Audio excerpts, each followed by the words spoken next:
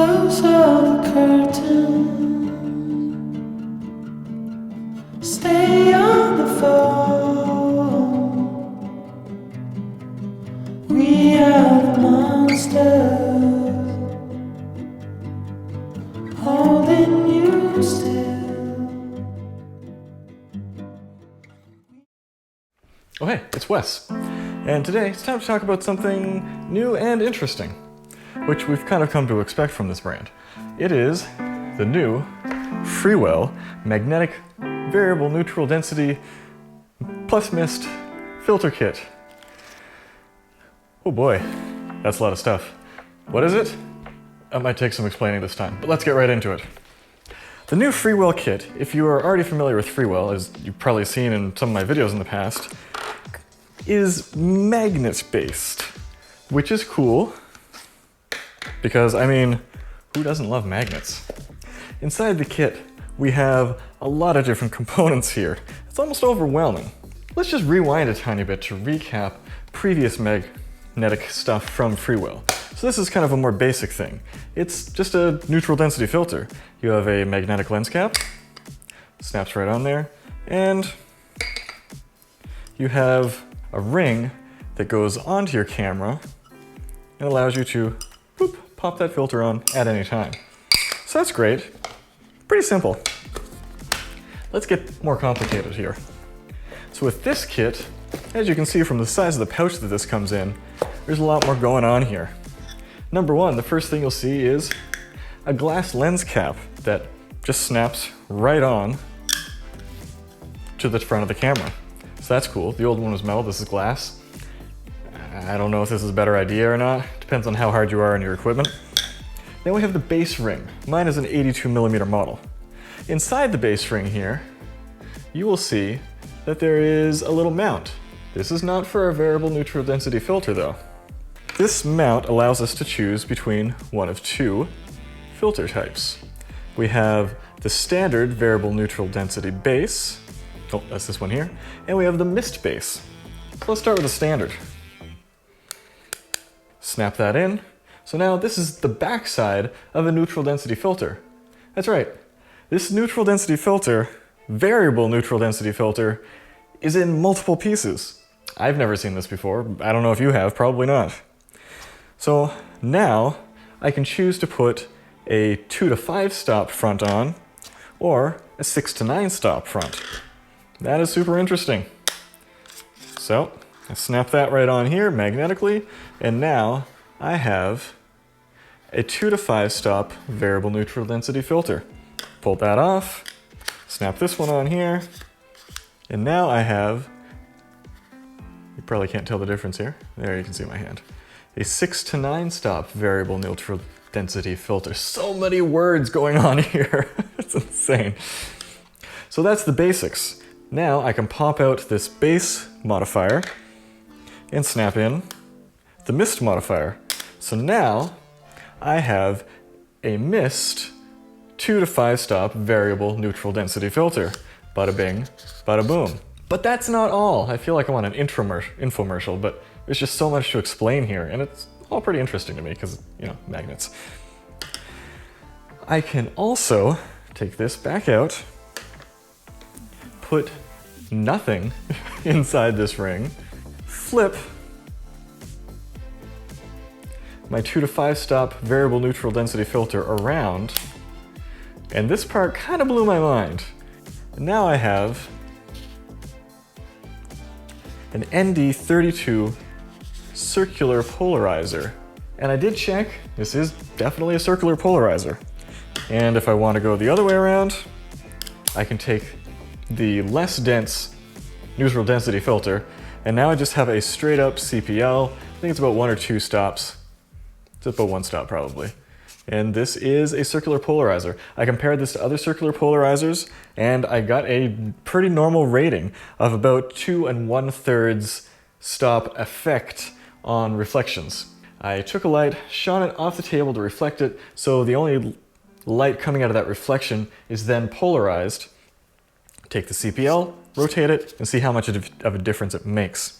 It's right around the normal for a CPL. It's bizarre. There's a lot going on here. Are you keeping track? Now, we are going to go in depth and review how well this actually works. And spoiler alert, it is not perfect in any way, but it's super interesting. Let's start with the categories and really get into the nitty gritty here, starting with, as always, the build quality and handling. Right from the get-go, you know that there are some distinct advantages to handling. Number one, you have a case with some great dividers in it. This is very easy to use, a little bulky, but it has to be because we have a lot of things here. We have our magnetic lens hood, which, that's great, I love the magnets, and a previous complaint I had about the Freewell magnetic lens hoods, lens caps, is that they're really hard to get off. You sometimes pull the whole thing apart. But now I got the lens cap on, very easy to get off. But that introduces its own set of problems. A lot of the time when I pull this out of my bag, it comes out with no lens cap on it. Maybe that's on purpose, it's easy, because it takes itself off. No, you don't want it to take itself off. So that has its ups and downs. The filters themselves are very robust, thick metal. They do not bend very easily. They have some knurling on the edges, which, yeah, that's nice. But for the most part, it's a very smooth metal. And what do I mean by that? Well, let's compare it to something else. This is a new KNF filter, and we have a similar amount of knurling on the sides here. It's actually a little lighter knurling, but it's easier to grip because the entire thing has a nice matte textured surface. So it's very easy to get a hold of. Well, there's also this little pull tab on the side. That's not as important because it's not always where you need it to be. But this, it's very smooth, and it's very easy to slip your fingers across. Another difficulty for the usability is that when you're putting these together, it's not entirely obvious where to stick them together. Now, because there are hard stops, a huge advantage right there, you can just keep spinning it until your arrow on the side ends up locking in between the hard stops. See, if I'm out of the hard stops here, that arrow's not in place yet, it's not really locking in right there, keep spinning it, there it is, now it fits. It's not dead simple, but it is kind of idiot-proof to get things going. And to prevent the whole X pattern thing, you've got those hard stops. Okay, when it comes to design, yes, there is an elephant in the room. You have the newer Peter McKinnon Polar Pro Mist 2, I forget, it's too many words. Filter is on the market, however, it is not reconfigurable like this. You either buy the mist version or you buy the no mist version. Soon, we'll talk about why it's kind of necessary for this one to be configurable. But we're at the end of build quality. Overall, it is a very convenient system to use, very innovative, very interesting. Gonna give that an 8 out of 10. Not perfect, but still pretty cool. Moving right along to flaring and X pattern resistance. Let's have a look at some stuff here.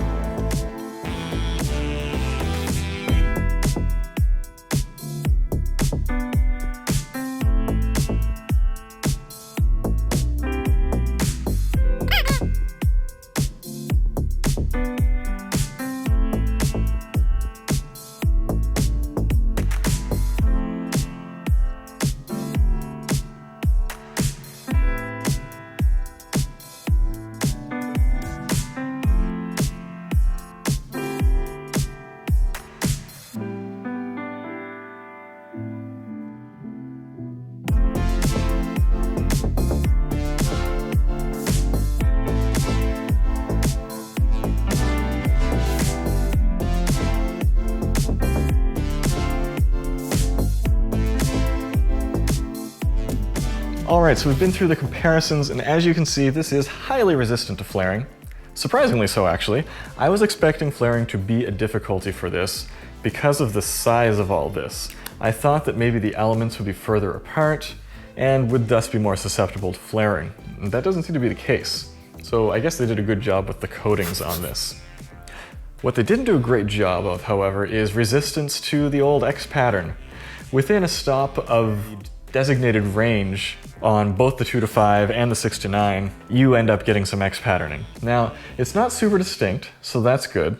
And I am testing these, please note, at 16 millimeters, which is ultra wide. When you're using a longer focal length, the X pattern is much less obvious, so I'm doing worst case scenario here. It's somewhat indistinct and remains a bit color neutral in its flare. So we have a new winner for variable neutral density filter when it comes to flaring, but not a winner when it comes to X pattern resistance. That's going to give us a 7 out of 10 for that category. Before we move along to sharpness and color accuracy, I want to say that this video has been brought to you by me and my new t-shirts. So you can pick these up at my store, link down in the description, to go take some photos or go take some photos. They come in a variety of colors and sizes. They are largely unisex. We'll probably have some new designs out there. If you have any ideas for designs, let me know. I'm trying to make this interesting and entertaining just as much as it is a branding exercise. Also, please like and subscribe. This really helps. The vast majority of people watching my videos are not subscribed. Hit the bell, whatever. Do what you want to do. But if you want to see more videos, please connect. Also, if you want to support this channel, there are links in the description to some of the things that we're talking about, and maybe to some better solutions than the things that we're talking about. Anyway, let's get on to the sharpness tests. Now, unfortunately, I'm just a poor boy with 24 megapixel cameras. And I have tested some of these filters in the past with the A7R IV when I had one on hand, and you can definitely see image degradation in most of these variable neutral density filters. There are a lot of filters here that I have tested, and I'll show you a table with some greater results once we get through a couple more categories here. And yes, they all kind of fall down when you get up to the 60 megapixel range. In the 24 megapixel range, however, it is almost impossible to show any degradation in sharpness with most of the filters on this table. I will give you a caveat. I am not super helpful in that category for you. And in the end, my rating for sharpness with the 24 megapixel full frame body has to be a 9 out of 10. I tested it with my sharpest lens, and there's very little difference between this and the lens without a filter on it. What I can help you out with is color accuracy. I did some in-depth color tests using a color checker and checking the exact color representation of all of these filters so I could compare and get an idea. I really wanted to standardize these variable neutral density and just neutral density tests altogether to try to get some more objective results. And so in making those results, we take the picture as a RAW with a wide color gamut, and we sample the gray point, and we check the white balance, and we also check the RGB values. If a neutral density filter shifts the white balance and just the white balance, it's no big deal. You can just do a white balance and get your colors back. If it, however, messes up the RGB relationships, you're always going to have a bit of a color cast that you're going to have to correct in post. It's a lot more difficult than just a magenta versus green or a yellow to blue white balance. It gets more complicated than that. So yeah, it's not always something that you can white card, gray card out. That being said, let's have a look at this. So this guy right here, if we look at the chart where we've tested a whole bunch of filters to get an idea, you can see that it did not perform that great. It's not terrible as far as a variable filter goes, but compared to a fixed neutral density filter, it did not perform well at all. I kind of went back and forth with myself on whether or not to lump variable filters in with fixed filters. But I've talked to way too many people who are cross-shopping between the two things as though they're the same, when they're not. Variable neutral density filters are something that give you a great convenience factor, but there is a trade-off. A lot of the new ones these days, they aren't bad when it comes to color cast. Compared to the older ones, they're not bad at all. But they are not nearly as good as a fixed single plate neutral density filter. Most of them. Some of the cheap ones are still way better than an expensive variable filter. And so I've lumped them all together because it's important to know that if you're cross-shopping between the two, there's a big trade-off to going variable. So overall, we get a 4 out of 10 for color and white balance accuracy. Okay, let's back up a little bit. let's talk about actual results. The thing we haven't talked about enough yet is this mist base. One thing that surprised me was that the mist base actually didn't have a huge impact on sharpness. Yes, it blurs things out a little bit, but the underlying sharpness isn't greatly affected. But what can you do with it? Let's have a look. Answer the question. Is God on your side?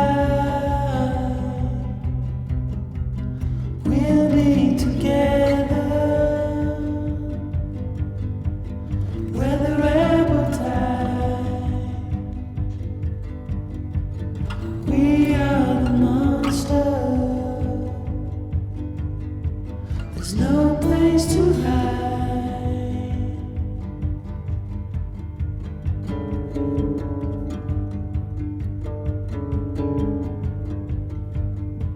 We're under your bed.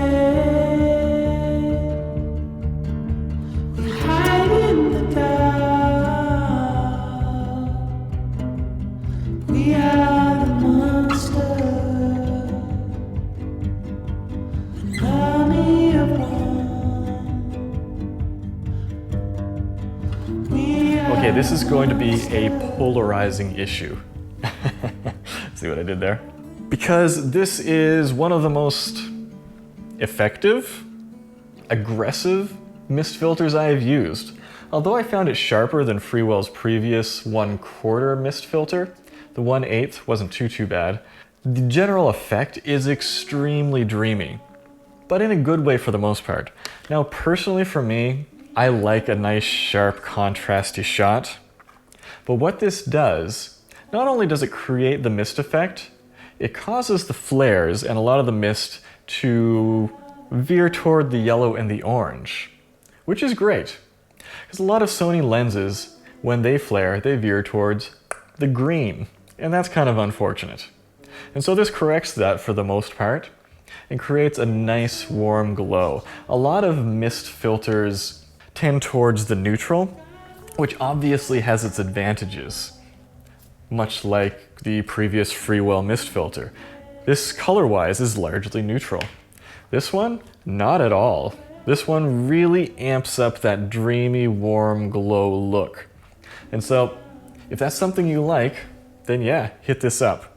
But this is not just a regular, subtle mist filter. This is a full-on dream machine. So that's up to you to decide whether or not you like that kind of thing.